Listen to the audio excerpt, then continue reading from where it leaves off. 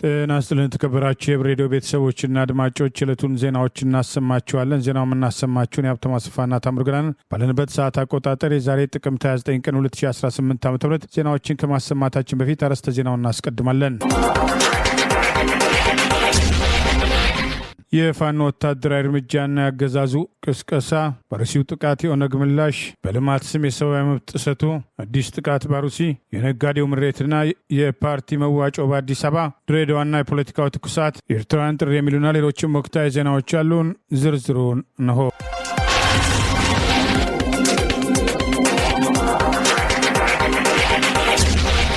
ምኒልክ ዕዝ ላስታ ጀነራል አሳምነው ጽጌ ኮር የአገዛዙን ስልጣን አስጠባቂ ጦር ዙ 23 ከጥቅም ውጭ ያደረገበት ወታደራዊ ጥቃት ፈጽሞ ድል መቀዳጀቱን አስታወቀ። የአማራ ፋኖ ብሔራዊ ኃይል አፋብኃ ምስራቅ አማራ ቀጠና ምኒልክ ዕዝ ላስታ ጀነራል አሳምነው ጽጌ ኮር ዛሬ ጥቅምት 29 ቀን 2018 ዓ.ም የአሳምነው ጽጌ ኮር ተከዜ ክፍለ ጦር ልዩ ዘመቻ ባደረገው ወታደራዊ ጥቃት ልዩ ቦታው ቻይና ካምፕ ተብሎ ከሚጠራው ቦታ ላይ በተደረገው ውጊያ የአገዛዙ ዙ 23 ከጥቅም ውጭ በማድረግ በጠላት ላይ ሰብአዊና ቁሳዊ ኪሳራ ማድረሱን አስታውቋል። በዚህም 4 የጠላት ኃይል ሲደመሰስ 3 መቁሰላቸውን አስታውቋል። ይህ በእንዲህ እንዳለ በዚሁ ቀጠና ዛሬ ጥቅምት 29 ቀን 2018 ዓ.ም በተከዜ ክፍለ ጦር ስር የሚገኘው 5ኛ ሻለቃ ባደረገው ተጋድሎ ከወደ ደላንታ በግለሰብ አይሱዚ ይመጣ የነበረው የጠላት ስልጣን አስጠባቂ ኃይል ጀጣ ወንዝ ላይ በመጠበቅ በተሰነዘረበት ድንገተኛ የደፈጣ ጥቃት 5ቱ ሲደመሰሱ 9 መቁሰላቸውን የፋኖ ድንገተኛ ጥቃት ያስደነግጠው ወራሪ ኃይል በግለሰቦች ላይ በቀል እርምጃ መውሰዱንም ይሄው መረጃ ጠቅሷል። በዚህም የግለሰብ ባጃጆችን በማቃጠል ከ10 በላይ ላም፣ በሬና በጎች በአገዛዙ ሰራዊት ሲገደሉ አንድ ባጃጅ ሙሉ ለሙሉ በበቀል ማቃጠላቸው ተገልጿል። ለብልጽግና ስርዓት የአማራ ህዝብ አይደለም እንስሳቱም አጽዋቱም ንብረቶቹም ጠላት ናቸው ብሎ የዘመተባቸው ስርዓት በአንጎት ወረዳ የህዝቡ ንብረትን ዛሬ አውድሟል በማለት የአማራ ፋኖ ብሔራዊ ኃይል ምስራቅ አማራ ቀጠና ምኒልክ ዕዝ ህዝብ ግንኙነት ባወጣው በዚሁ መረጃ ጠቅሷል። የአማራ ህዝብ ህይወቱ ብቻ ሳይሆን ኢኮኖሚው መውደም አለበት ብለው የሚያስበው የበሻሻው ስብስብ አጸያፊ ድርጊት በእንስሳቶችና በተሽከርካሪ ንብረቶች ላይ ጸያፍ ድርጊት ፈጽሞባቸዋል በማለት እስከ የትግሉ መዳረሻ የሆነውን ነጻነት ተግባራዊ እስከሚሆን ድረስ ትግሉ ተጠናክሮ እንደሚቀጥል ዛሬ ጥቅምት 29 ቀን 2018 አፋብኃ ምስራቅ አማራ ቀጠና ምኒልክ ዕዝ ባወጣው በዚሁ መረጃ ገልጿል። ይህ እንዲህ እንዳለ አገዛዙ በአማራ ህዝብ ላይ የከፈተውን ጦርነት ተከትሎ በአካባቢው ሚሊሻዎችና አድማ ብተናዎች ቀጣዩን ተልዕኮ ይወጣሉ፣ የተወሰነ ኃይል ከክልሉ እናስወጣለን የሚል እቅድ አውጥቶ በከባድ መሳሪያና በድሮን የፋኖ እንቅስቃሴ ለመክታት በርከት ያለ እግረኛ ሰራዊትና የተወሰኑ ከባድ መሳሪያዎችን ወደ አፋር ክልል ከምስራቅ አማራ ቀጠና ለማውጣት እቅድ ማውጣታቸውን የሚጠቅሱ መረጃዎች መውጣት ጀምረዋል። የአገዛዙ ወታደራዊ አዛዦች በተለይም በዘመቻ አደማሊ በምስራቅ አማራ ቀጠና በፋኖ የደረሰባቸውን ጥቃት ላለማመን ጥቃቱ ከህወሓት ጋር ግንባር ፈጥረው የፈጸሙትን የሚለው ቅስቀሳ ከራሳቸው በስተቀር በአካባቢው በተጨባጭ የታየውን እንቅስቃሴ የማይወክል በመሆኑ ሰራዊቱን ስናስወጣ የቀረው ኃይል የፋኖን እንቅስቃሴ ሊገታ ይችላሉ የሚል ስጋት እንዳለባቸውና ይህንን ያነሱ የወታደራዊ አዛዦች እንደነበሩ የሚጠቁሙ መረጃዎች ወጥተዋል። የኦሮሞ ነጻ አውጪ ሰራዊት ኦላ በቅርቡ በኦሮሚያ ክልል ምስራቅ አርሲ ዞን ውስጥ ለጠፋው የንጹሃን ዜጎችም ጭፍጨፋም የገዢው የብልጽግና ፓርቲ እጆች አሉበት ሲል ወነጀለ። ኦላ ባወጣው መግለጫም ሰሞኑን በአርሲ ዞን የተፈጸመው ኦርቶዶክሳውያን እልቂትም የገዢው የብልጽግና ፓርቲ ያሰማራቸው ታጣቂዎችም የፈጸሙት ወንጀል ነው። የጠቅላይ ሚኒስትር አብይ አህመድ አገዛዝ በብሔራዊ ደረጃም ሌላ ዙር ጥልቅም ቀውስም ለመቀፍቀፍም እየተንቀሳቀሰ ይገኛል ሲል አስጠንቅቋል። ገዢው የብልጽግና ፓርቲ ባለፈው ዓመት በጅማ ዞንና በአርሲ ዞን ተመሳይ መጠነ ሰፊ እልቂት ለማካሄድም ጥረት አድርጎ አልተሳካለትም ያለው ኦላም ሰሞኑን በአርሲ ዞን በአማራና በትግራይ ክልሎችም ተመሳይ የድንበር ተሻጋሪ ፕሮክሲ አታክስም እያካሄደ ይገኛል ሲል ወቅሷል። የጠቅላይ ሚኒስትር አብይ አህመድ አገዛዝ ሐሰተኛና አመጻን ማዕከል ያደረገም ስልትን እየተከተለ ይገኛል ያለው ኦላም የኦሮሚያ ክልል ማህበረሰብ ከሃይማኖትና ብሔር ተኮር መከፋፈሎች ራሱን ጠብቆ በንቃትም ሊመለከት ይገባል ሲልም አስጠንቅቋል። በአርሲ ዞን ሰሞኑን በደረሰው ተደጋጋሚ ጭፍጨፋ ከ30 በላይ ኦርቶዶክሳውያን እድሜያቸው ከ4 ዓመትም እስከ 70 ዓመት የተቆጠረም ሰላማዊ ዜጎችም መጨፍጨፋቸውን ተከትሎ የሃይማኖት አባቶች፣ የፖለቲካ ፓርቲ አማኞችም፣ ታዋቂ ግለሰቦችና የሰብአዊ መብት ተሟጋቾችም ተቃውሞ በማሰማት ላይ ሲሆኑ የፌዴራል መንግስቱም ሆነ የክልሉ መንግስትም እስካሁን ድረስም በይፋ የሰጡት ምላሽ የለም። ይሁን እንጂ የዞኑ አስተዳደር አቶ ጣሂር በቅርቡ የተባለው ሁሉ ሐሰት ነው የሚል ማስተባበያ መሰንዘራቸውን ተከትሎም ከፍተኛ ቁጣም አዘል ተቃውሞ ማስተናገዳቸው ይታወሳል። በቢቸና ከተማ የተሰባሰቡ መምህራን አገዛዙ በህዝብ ላይ የከፈተውን ጦርነት ተቃውሞ ጥያቄ ያቀረቡ የአብይ አገዛዝ ስልጣን አስጠባቂ ወታደሮች ዛሬም አንድ ትምህርት ቤት በአዴት ዘርፈው የቀረውን አውድመው መሄዳቸው ተገለጸ። በአማራ ህዝብ ላይ ጦርነት ያወጀው የአብይ አገዛዝ ጉዳይ አስፈጻሚ የሆነው የክልሉ ብልጽግና አመራሮች መምህራንን ጥያቄያችሁን እንቀበላለን ውይይት ማድረግ አለብን በሚል በቢቸና ከተማ መሰብሰባቸውና ዛሬ በነበረው ስብሰባ ላይ ከፍተኛ ተቃውሞ መምህራን ማቅረባቸው ታውቋል። ባለስልጣናቱ መምህራንን ለመሸንገልና ጭብጨባ ለማፈስ የመጡ ቢሆንም መምህራን በተሰላቸ መንገድ በቢቸና ከተማ አልማ አዳራሽ የተሰባሰቡት መምህራን ባለስልጣናቱ ያልጠበቁትን ጥያቄ በማንሳት እንዳፋጠጧቸው ታውቋል። ብልጽግና ህጻናት፣ አዛውንትን፣ ሽማግሌዎችን፣ ሴት ወንድ፣ የሃይማኖት አባት ሳይል ይገድላል፣ ያስገድላል። ይህ ለምን ይደረጋል? መከላከያ ንጹሐን እየጨፈጨፈ የሚገኘው በእናንተ ትእዛዝ ነው። ለምን? ምን አጠፋን? አገዛዙ ቤተክርስቲያን፣ ትምህርት ቤት፣ ጤና ጣቢያ በድሮን ያወድማል። ለምን? ያልተማረ መሀይም ሚሊሻ አስተማሪን ይደበድባል፣ ያስራል፣ ይገላል። ምን ባጠፋን? ንጹሐን በድሮን በጅምላ የሚገደሉ በእናንተ ሆዳምነት ነው። ብልጽግና የገዳይ ስብስብ ነው። እናንተ በባንዳነት ህዝባችሁን አብራችሁ እያስጨፈጨፋችሁ ነው የሚሉትን ጨምሮ በርከት ያሉ ቁጣዎችን በጥያቄ መንገድ መምህራን ያቀረቡ ሲሆን ትምህርት ቤቶችን ወደ ጦር ካምፕነት መቀየራቸው፣ ዝርፊያና ውድመት በትምህርት ቤቶች ላይ መፈጸሙን በአይናችሁ እያያችሁ ልታስተባብሉ ትሞክራላችሁ በሚል ሰፊ ወቀሳ አቅርበዋል። የብልጽግና ፓርቲ አመራሮች የሆኑ ሰብሳቢዎች እንዴት እኛን ገዳይ ትሉናላችሁ በማለት ፋኖ ገዳይ ነው ለምን አትሉም? መምህራን ለፋኖ ሎጂስቲክ አቅራቢ ናችሁ ከማለት አልፈው ሃይማኖት ተኮር ግጭት ለማስነሳት ፍላጎት ይዘው ፋኖን ከአንድ ሃይማኖት ጋር ለማያያዝ ገለጻ እስከ ማድረግ መድረሳቸውም ታውቋል። በብልጽግና አመራሮች መልስ የተበሳጩት መምህራን ፋኖ የህዝብ ልጅ ነው፣ ፋኖ የሚታገለው ለህዝብ ነው፣ የፋኖ ጥያቄ እኛ ጥያቄ ነው ማለት ካድሬዎቹን አዳራሽ ውስጥ ጥለው በርካቶች ስብሰባውን ረግጠው መውጣታቸውም ታውቋል። የቢቸና ከተማ ብልጽግና አመራሮች የተባሉ ዛሬ ስብሰባውን የመሩት ግዛቸው ተሾመና ብናልፍ የተባሉት ሲሆን ስብሰባ ላይ ጥያቄ አቅርበው ያፋጠጧቸውን መምህራን ተለይተው እንዲያዙ ትዕዛዝ መስጠታቸውም ታውቋል።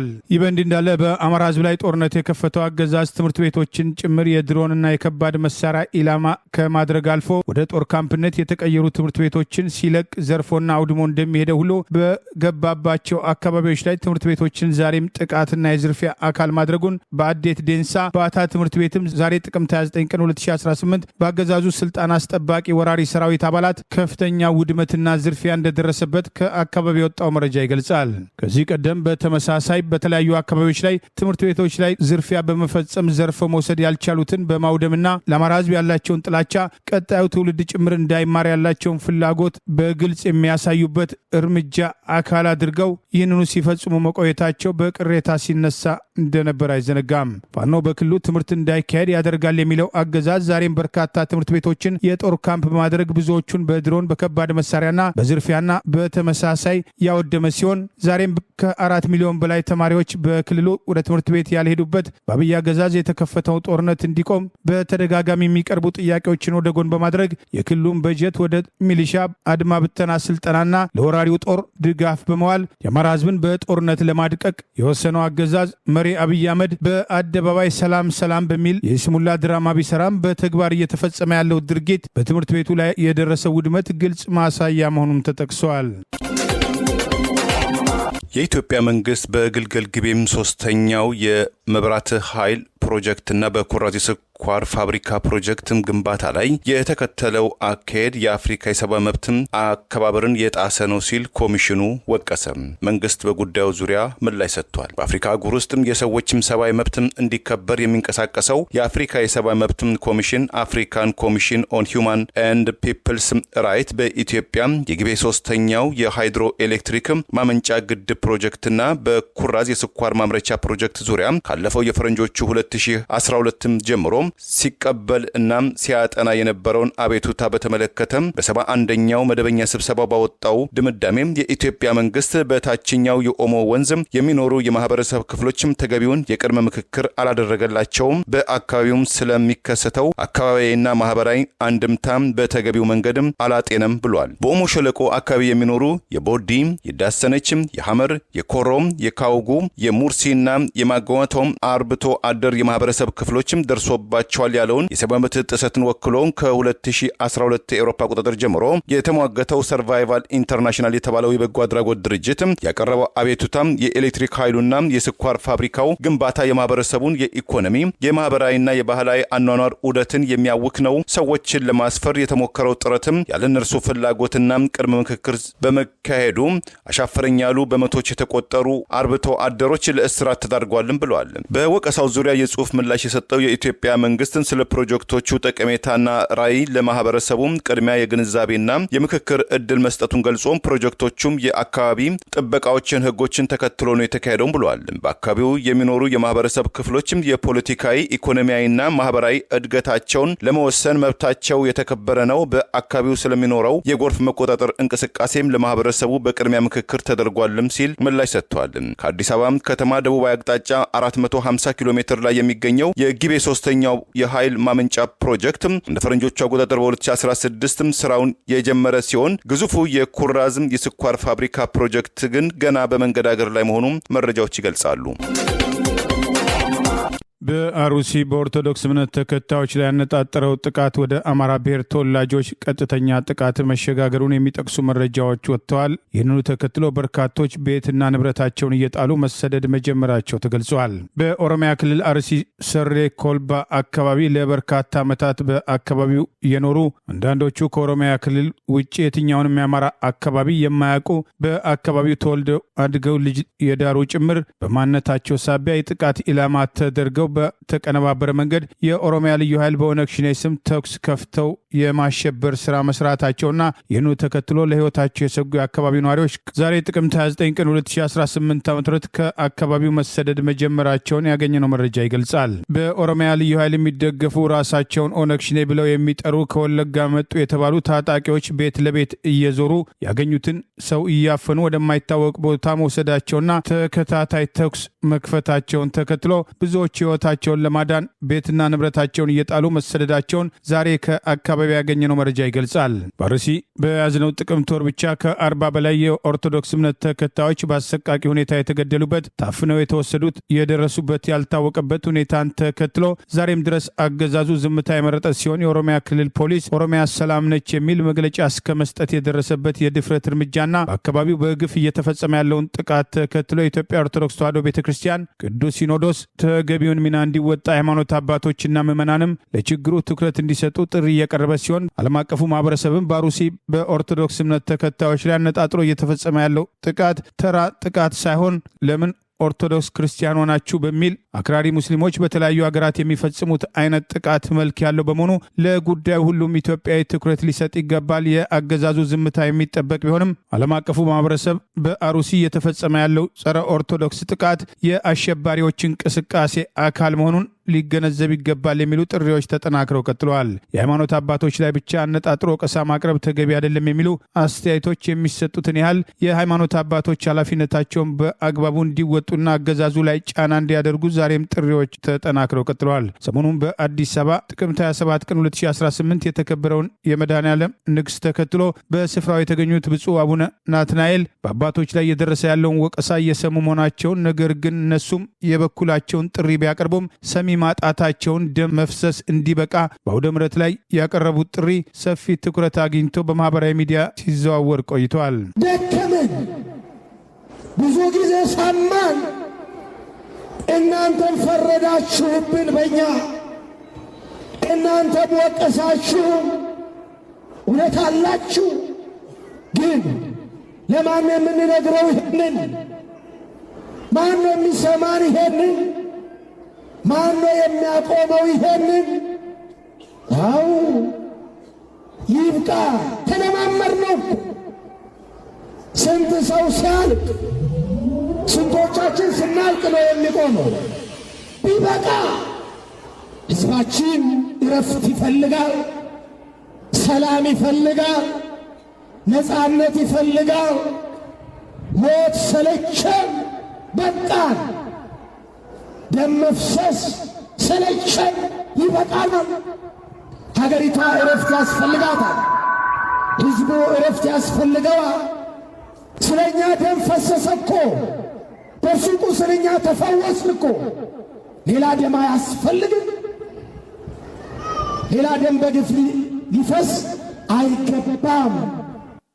ደከመን ብዙ ጊዜ ዛሬ ከኦርቶዶክስ እምነት ተከታዮች አልፎ በቀጥታ አማራ ብሔር ተወላጆች ላይ በአሩሲ እየተፈጸመ ያለውን ጥቃት በተመለከተ የከፋ ጉዳት ሊደርስ እንደሚችል ከአካባቢው መረጃውን የላኩ ስጋታቸውን ገልጸዋል። የኦሮሞ ብልጽግና ፓርቲ ጉዳይ አስፈጻሚ የሆነው ገዢው ብልጽግና ፓርቲ በአዲስ አበባ በባለ ሀብቶችና ነጋዴዎች ላይ ተጨማሪ ጫና እያደረሰ መሆኑ ተገልጿል። አባላትና አመራሮቹን እያዋከበ እርስ በርስ መተማመን መጥፋቱን የሚጠቅሱ መረጃዎች ደርሰውናል። በአዲስ አበባ አቶ ሽመልስ አብዲሳ የኦሮሞ ፖለቲካን አጀንዳ ለማስፈጸም አቋቁመነዋል ያሉት ገዢው ብልጽግና ፓርቲውን ስፖንሰር ማድረግ አለባችሁ በማለት በግብር የተማረሩ ባለሀብቶችና ነጋዴዎችን ተጨማሪ ጫና ውስጥ በመክተት ከፍተኛ ሀብት እየሰበሰበ ሲሆን፣ በሌላ በኩል አባላትና አመራሩ እርስ በርስ አለመተማመን ላይ መውደቃቸውን በየጊዜው አዳዲስ አጀንዳ እየፈጠሩ በተለይም ብሔርና ማንነት እየለዩ ጭምር በስር ያሉ አመራሮቻቸውን በተለያየ መንገድ በመከፋፈል እርስ በርስ እንዳይተማመኑ በማድረግ ፌስቡክ ላይ፣ ትዊተር ላይ፣ ዩቱብ ላይ አልተሳተፍክም፣ የፓርቲውን አቋም አላራመድክም፣ አልደገፍክም፣ የከንቲባውን የጠቅላይ ሚኒስትሩን የተለያዩ የብልጽግና ባለስልጣናት የሚሰጧቸውን አስተያየቶች ተከታትለህ ሼር አላደረክም የሚሉ በውሃ ቀጠነ ግምገማዎች ጭምር መጠናከራቸውና ከነጋዴዎችና ባለሀብቶች የሚሰበሰበውም ሀብት ለአባላት ክፍያ በተጨማሪ ከመንግስት የስልጠና በጀት ሳይሰለጥኑ እንደሰለጥኑ እየተደረገ በአበል መንገድ እስከ ማከፋፈል የደረሰ ቢሆንም በአመራሩ ላይ እምነት ማጣቱ፣ እርስ በርስ አለመግባባታቸው እየተጠናከረ መምጣቱ ታውቋል። አመራሩ አለመረጋጋት የሚታይበትና በየጊዜው አዳዲስ አጀንዳዎችን እየፈጠረ በስሩ ያሉ አመራሮችን ቁም ስቅል የሚያሳዩበት፣ እርስ በርስ መደማመጥ የሌለበት በየቀኑ አዲስ እቅድ ይመጣል። እሱም ተግባራዊ ሳይደረግ ጫናውና ማስጨነቁ የስርዓቱን አለመረጋጋት እንደሚያሳይ ከከተማው አስተዳደር የደረሰን መረጃ ይገልጻል። በየቀኑ የሚያወጡትን እጅ እግር መጨበጫ የሌለው እቅድ ተከትሎ ይህንን ካልፈጸማችሁ ትባረራላችሁ፣ ትታገዳላችሁ የሚሉ ማስፈራሪያዎች የየቀን ተዕለት ስራ መሆኑን በከተማው አስተዳደር ውስጥ የሚገኙ ሰራተኞች በተለይም በብልጽግና ፓርቲ መዋቅር ውስጥ ኃላፊነት የተሰጣቸው ተረጋግተው መስራት የማይችሉበት ደረጃ ላይ መድረሳቸውን፣ እርስ በርስ አለመተማመኑ እየተጠናከረ መምጣቱን እነዚሁ መረጃዎች ጠቅሰዋል። አመራሩ ተረጋግቶ መንቀሳቀስ እንዳልቻለ በየሰዓቱ ስጋት ላይ ወደቁት ገዢዎች የሚያወጡትን ትዕዛዝ ተከትሎ ስብሰባ የሚቀመጥ ቢሆንም በስብሰባዎቹ መሰላቸቱን፣ ያለማተማመን ደረጃው እያደገ አንዱን አሳልፎ ለመስጠት በውሃ ቀጠነ ምክንያት ፍለጋ እንደሚሯሯጥና ይህም በከተማ አስተዳደሩ የብልጽግና ፓርቲ በግልጽ እየተፍረከረከ መምጣቱን ነጋዴውና ባለሀብቱም በዚህ የመዋጮ ዝርፊያ መማረራቸው እነዚሁ ምንጮች በላኩት መረጃ ጠቅሰዋል። ከተማዋን የኦሮሞ ብልጽግና ፓርቲ የግል ንብረት አድርገው የሚያስቡትና የኦሮሚያ ክልል አካል ነች በሚል እንደልባቸው የሚናገሩ ባለጊዜ ባለስልጣናት በከተማ አስተዳደር ውስጥ የኦሮሞ ብሔር ተወላጅ ያልሆኑ የብልጽግና ፓርቲ ካድሬዎችን በእነሱ ችሮታና ይሁንታ በሕይወት እንደሚኖሩ አድርገው እስከ ማቅረብ የደረሱበት በእብሪት በጥጋብ ተወጥረው በየመድረኩ የሚሰጧቸው አስተያየቶች እርስ በርስ ላለመተማመኑና አንዱን ሰግቶ እንዲኖር ለማድረጉም የበኩሉን አስተዋጽኦ ማድረጉ ታውቋል። ምርጫ ቦርድ ሕግ አሻሻልኩ ብሎ ፓርቲዎች ከመንግስት ሰራተኞች ገንዘብ አይሰበስቡም የተባለ ቢሆንም ስልጣንን ተገን አድርጎ በግብርና በልዩ ልዩ ክፍያዎች የተማረረውን ነጋዴና ባለሀብት በፓርቲ መዋጮ ስም እየዘረፉ መሆናቸውን ቦርዱ ጭምር አይቶ እንዳላየ መሆኑ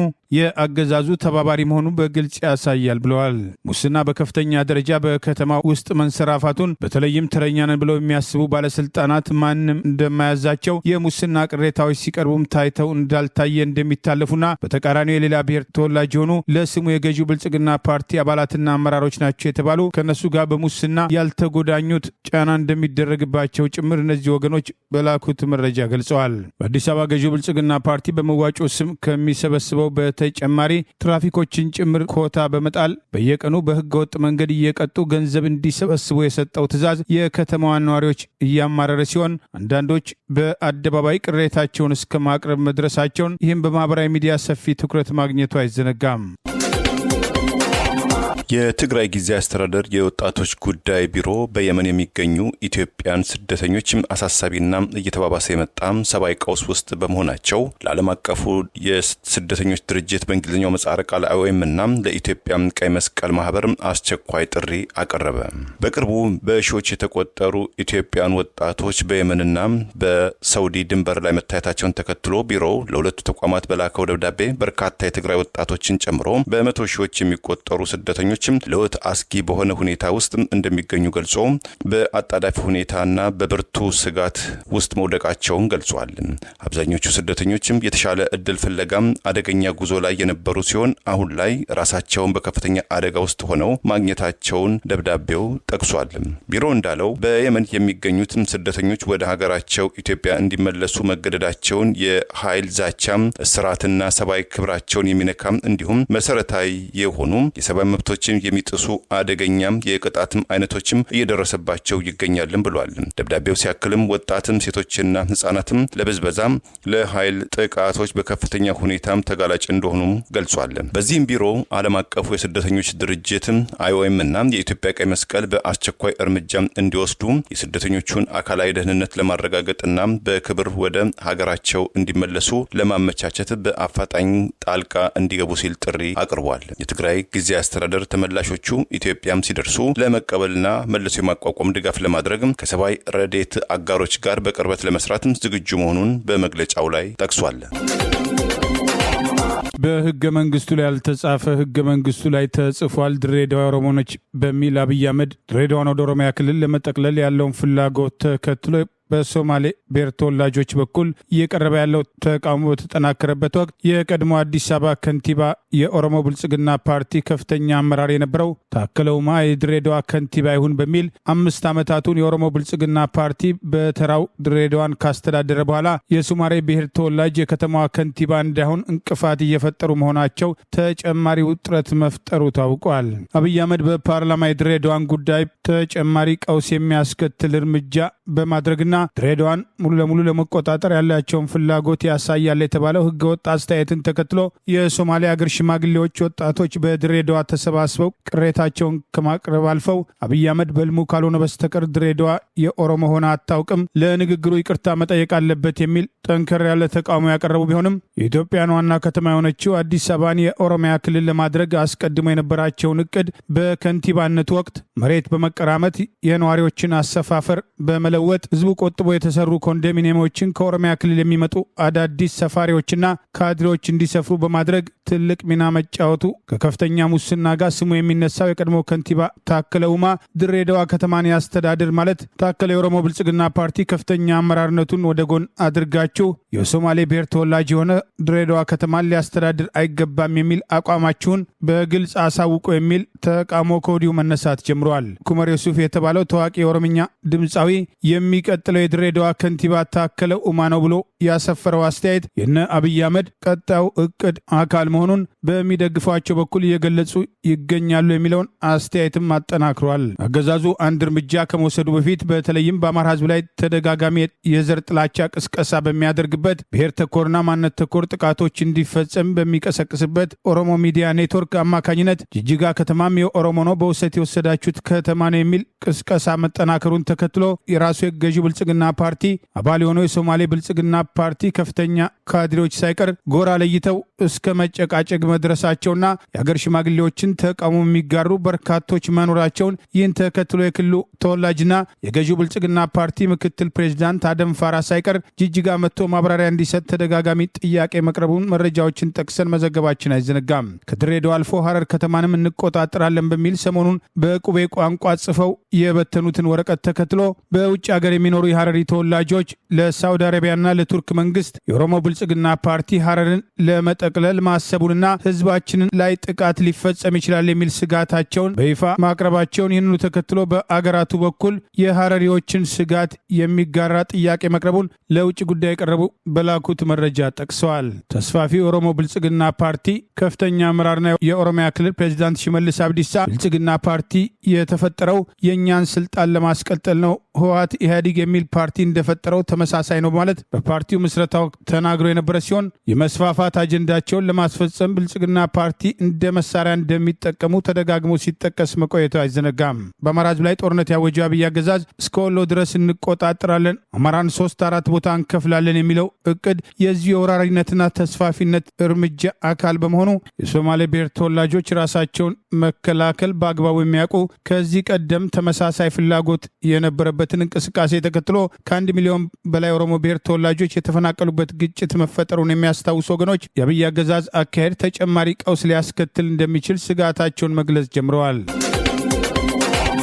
የኦርቶዶክስ ቤተ ክርስቲያንን ለመክፈል ተልእኮ ተሰጥቷቸው ሲንቀሳቀሱ የነበሩና አባቶቼ በማለት አብይ አህመድ በእርቅ ያስገባቸውና አቡነ ሳዊሮስ ከጠቅላይ ቤተ ክህነቱ 200 ሚሊዮን ብር ለመከላከያ ከመስጠት አልፈው እያንዳንዱ አድባራት ለመከላከያ እንዲያዋጣ ብለው የሰጡትን ትዕዛዝ ተከትሎ በቢሊዮን የሚቆጠር ብር ከኢትዮጵያ ኦርቶዶክስ ተዋሕዶ ቤተ ክርስቲያን የተለያዩ አድባራት ወደ አገዛዙ ስልጣን አስጠባቂ ጦር እየተዛወረ መሆኑን ለቤተ ክርስቲያኒቷ የቀረቡ ምንጮች ገልጸዋል። የኢትዮጵያ ኦርቶዶክስ ተዋሕዶ ቤተ ክርስቲያንን ለሁለት ለመክፈልና የኦሮሚያ ሲኖዶስ አቋቁማለሁ በሚል በሕግ ባልተሰጣቸው ሃይማኖታዊ ስልጣን ሕገወጥ ተግባር የፈጸሙትና ይህኑ ተከትሎ ከፍተኛ ውጥረት በቤተ ክርስቲያኒቷና በአገዛዙ ባለስልጣናት ተጋርጦ ከነበረበት ሁኔታ በእርቅ ወደ ቤተ ክርስቲያኗ ተመልሰው በአሁኑ ወቅት ጠቅላይ ቤተ ክህነት ዋና ስራ አስኪያጅ የሆኑት ብፁዕ አቡነ ሳዊሮስ አስተባባሪነት ጠቅላይ ቤተ ክህነቱ ለመከላከያ ከተጠየቀው 500 ሚሊዮን ብር 2 ሚሊዮን ብር የሰጠ ሲሆን ሌሎችም አድባራት በየደረጃው ካላቸው ላይ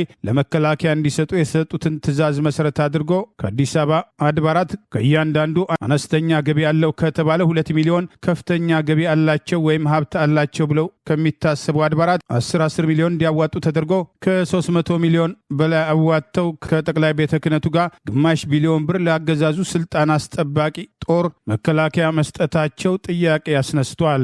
ቀደም ሲል ከጠቅላይ ቤተ ክህነቱ ብቻ የተሰጠውን 2 ሚሊዮን ብር ታሳቢ በማድረግ ከዚያ በኋላ ከየአድባራቱ የተሰበሰበው ገቢ እንዳልተካተተበትና ቁጥሩ ከዚህም ሊጨምር እንደሚችል አንዳንድ አድባራት ላይ ተጨማሪ ጫና እየተደረገ መሆኑን ህዝበ ክርስቲያኑ ሲጨፈጨፍ ቆሞ ለሚያየው አገዛዝ የሚሰጠው አስራት ለጠመንጃ መግዣና የአብይ አገዛዝ ሰላማዊ ሰዎችን ለመጨፍጨፍ ለከፈተው ጦርነት የሚውል መሆኑ እጅግ አሳዛኝና አሳፋሪ ተግባር በመሆኑ ከዚህ ቀደም በተለያየ መንገድ ከቤተ ክርስቲያኒቷ ገንዘብ እየወጣ ተመሳሳይ ድጎማ ለአገዛዙ ይደረግ እንደነበር፣ በአሁኑ ወቅት ግን በግልጽ ለመከላከያ ተብሎ ድጋፍ ተጠይቋል። በቅርቡ የመስቀል በዓልን ምክንያት በማድረግ የአዲስ አበባ ከተማ አስተዳደር 8 ሚሊዮን ብር ለቤተ ክርስቲያን ወጪ አድርጎ በዓሉ የተሳካ እንዲሆን አድርጓል የሚል ፕሮፓጋንዳ ሲሰራ የነበረው አገዛዝ ከግማሽ ቢሊዮን ብር በላይ ከቤተ ክርስቲያኒቷ በተራ ደብዳቤ ለመከላከያ በሚል እየዘረፈ ሲሆን ይህ ዘረፋ በሌሎች ክልሎችም ተጠናክሮ መቀጠሉ ታውቋል። ከኢትዮጵያ ኦርቶዶክስ ተዋሕዶ ቤተ ክርስቲያን ሌላ ለእስልምና ጠቅላይ ምክር ቤትም ሆነ ሌሎች የሃይማኖት ተቋማት ተመሳሳይ ደብዳቤ ይሰጥ አይሰጥ እንደማያውቁ የጠቀሱ ወገኖች አብይ አህመድ አባቶቼ ያላቸውና ቤተ ክርስቲያኒቷን ኃላፊነት በአሁኑ ወቅት የተቆጣጠሩትና አቡነ ሳዊሮስ በአሩሲ የሚደረገውን ጭፍጨፋ ተከትሎ ተገቢውን ኃላፊነታቸውን አለመወጣታቸው በወቀሳ ሲነሳ መቆየቱ አይዘነጋም። የጠቅላይ ቤተ ክህነት አስተዳደር ለአገዛዙ መከላከያ የሰጠውን ገንዘብ በተመለከተ ግልጽ መረጃ እንዲሰጥ በጉዳዩ ላይ ተከታታይ ጥሪ ማድረግ ይገባል። ህዝቡ ገንዘቡን ለቤተ ክርስቲያን ሳይሆን ሲጨፈጨፍ ቆሞ ለሚመለከተው አገዛዝ ስልጣን አስጠባቂ ጦር ድጎማ እየዋለ መሆኑን ሊገነዘብ እንደሚገባ እነዚህ ወገኖች አሳስበዋል። ህጻናትን በመያዣነት ይዛ 25,000 የአሜሪካን ዶላር የጠየቀችም አንዲት ግለሰብ በቁጥጥር ስር መዋሉን የአዲስ አበባ የቦሌ ክፍለ ከተማ ፖሊስም አስታወቀ። ወይዘሮም ሽኩሪያ አብዱላ ረሺድ የተባሉ አቤት ባይ ከባለቤታቸው ጋር በመሆን ልጃቸውን ለማሳከም ባለፈው ጥቅምት 26 2018 ዓ.ም ከድሬዳዋ ወደ አዲስ አበባ ወደሚገኘው በቦሌ ክፍለ ከተማ ወረዳ 4 ዶክተር አብይ ከአንገት በላይ ስፔሻሊስት የሕክምና ተቋም ታካሚ ልጃቸውንና ሁለት ሴት ልጆቻቸው ይዘው የመጡ ሲሆን ወላጆቹም ህፃኑን ለዶክተሩ አሳይተው ከቢሮ ሲወጡ የ5 እና የ10 ዓመትም ጨቅላ ልጆቻቸውን አለማግኘታቸውን ሲመለከቱ በመደናገጥም ከጠፉትም ህፃን ሮቢና ታሲያን ጋር አብራ የነበረችው ሂክራም ረሺድ በቦታው ላይ አለመኖሯን ሲረዱ ከዚህም በተጨማሪ ስልኳም አለመስራቱን ሲመለከቱ የህፃናቱ ወላጆች በተፈጠረው ድንገተኛ ሁኔታ ቢደናገጡም በአካባቢው የነበሩ ሰዎች ያረጋግተዋቸው ጉዳዩን ከቦሌም ክፍለ ከተማ ፖሊስ መምሪያ ለካራማራ አካባቢ ፖሊስም ጣቢያ ወዲያውኑ ሪፖርት እንዳደረጉም ታውቋል።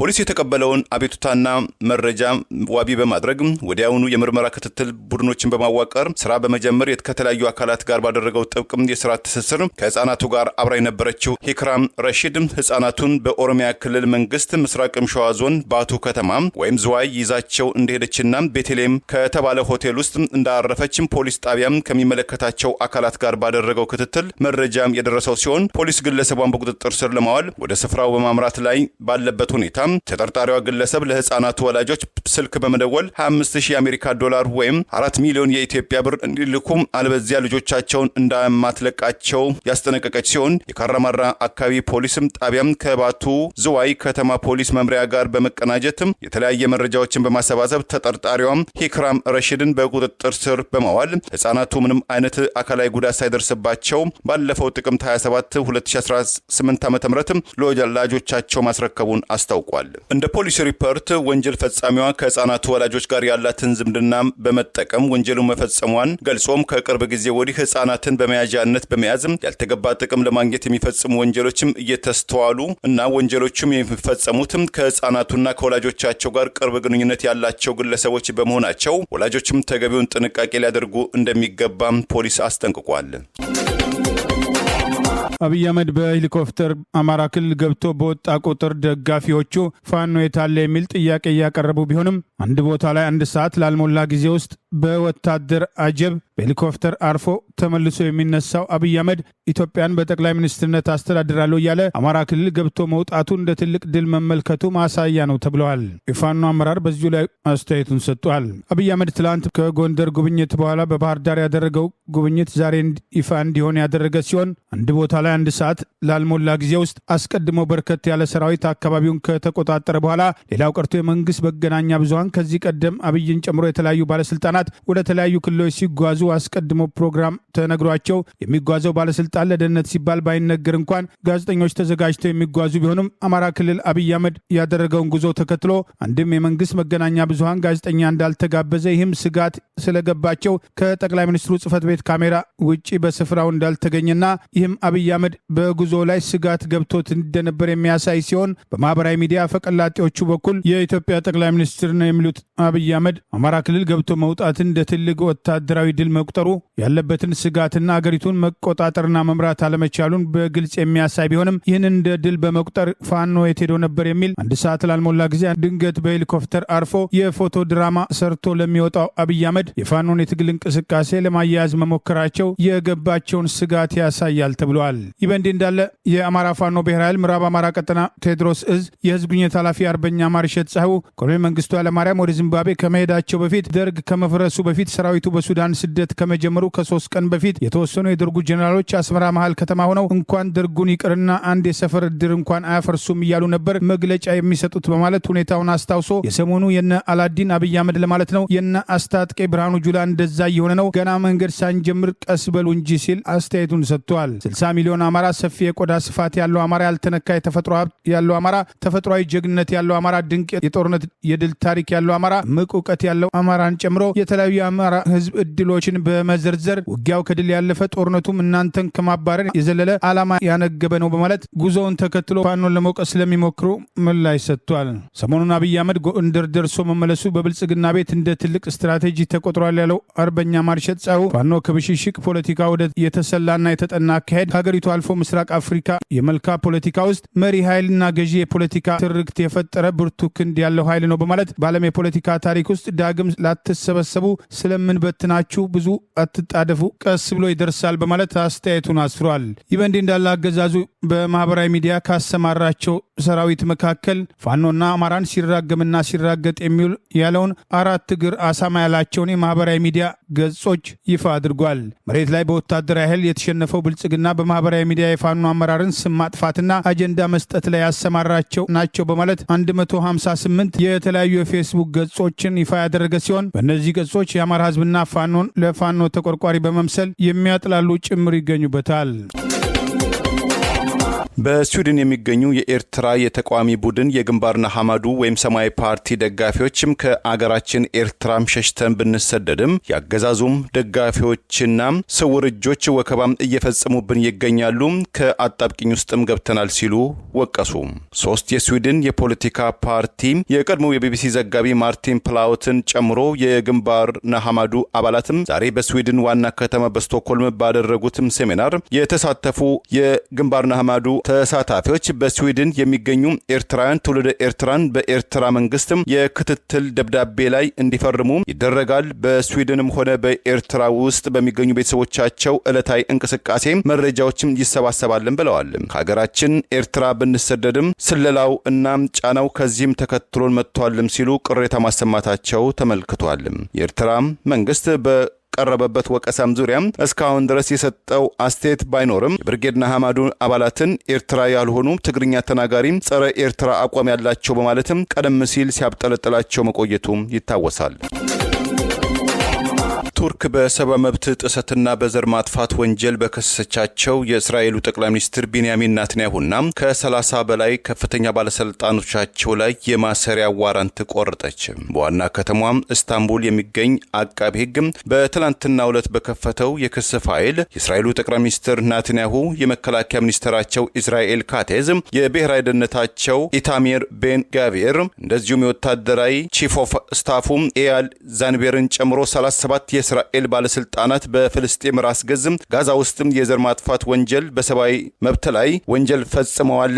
ለሰብአዊ እርዳታ ባለፈው ወር ወደ አካባቢው የተጓዙ አነስተኛ ጀልባዎች ላይም እንደዚሁ ተገቢ ያልሆነ ወንጀል ፈጽመዋል በማለትም ከሷቸዋል። ከእስራኤል ጋር በደም አፋሳሹ ጦርነት ውስጥ የከረመው የፍልስጤሙ ታጣቂ ቡድን ሐማስ የቱርክን እርምጃ የቱርክ ህዝብና የቱርክ መንግስት የተቀደሰ አቋም ሲል አወድሶታል። በእስራኤልና በሐማስ መካከል የተኩስ አቁም ስምምነት እንዲካሄድ በአሜሪካው ፕሬዚዳንት ዶናልድ ትራምፕ ዋና አሸማጋይነት ከተደረገው ጥረት አኳያ ሐማስን በማግባባትም ዘንድም ከፍ ያለ ሚና የተጫወተው የቱርክ መንግስት በእስራኤል ጠቅላይ ሚኒስትርና ከፍተኛ ባለስልጣናቶቻቸው ላይ የእስራት ማዘዣ ዋራንት መቁረጡም ተከትሎ እስራኤል አፋጣኝ ምላሽም ሰጥታለች።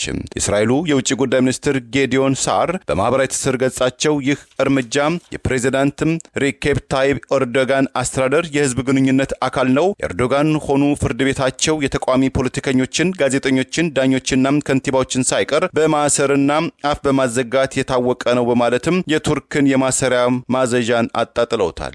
ቱርክም የእስራኤሉ ጠቅላይ ሚኒስትር ኔታንያሁና ከፍተኛ ባለስልጣናቶቻቸው ተይዘው እንዲታሰሩ ያወጣችው የማሰሪያ ዋራንት የወጣው ዓለም አቀፉ የወንጀል ችሎት በእንግሊዝኛው ምህጻረ ቃል አይሲሲ ተመሳይ ዋራንት ካወጣ ከአንድ ዓመት በኋላም ሲሆን እስራኤል በወቅቱ የአይሲሲን ዋራንትን ምክንያት አልባ እና ጸረ ሴሜቲክ ነው በማለትም ውድቅ ማድረጓ ይታወሳል። ለዛሬ ያሉን ዜናዎች እነዚህ ናቸው። ዜናውን ስታደምጡ ለቆያችሁ የህብር ሬዲዮ ቤተሰቦችና አድማጮች ምስጋናችን ይድረሳችሁ። የህብር ሬዲዮ ኦፊሻል የዩቲዩብ ቻናላችንን ሰብስክራይብ ያላደረጋችሁ ሰብስክራይብ በማድረግ በተጨማሪም የደውል ምልክቱን በመጫን የህብር ሬዲዮ ቤተሰብ እንድትቀላቀሉ በአክብሮት እንጋብዛለን። እንደ ወትሮ ሁሉ የህብር ሬዲዮ ቤተሰቦች ፕሮግራሞቻችንን ላይክ በማድረግ ሼር በማድረግ አስተያየቶቻችሁን በመስጠት አብሮነታችሁን ትገልጹ በአክብሮት እንጠይቃለን። በድጋሚ እናመሰግናለን። ጤና ይስጥልን። ቸር እንቆይ።